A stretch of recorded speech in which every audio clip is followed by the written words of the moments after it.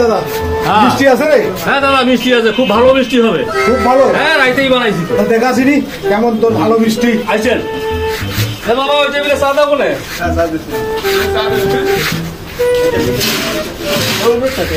এই দাদা এই মিষ্টিটা আমরা রাইতেই তুলছি, খুব সুন্দর মিষ্টি।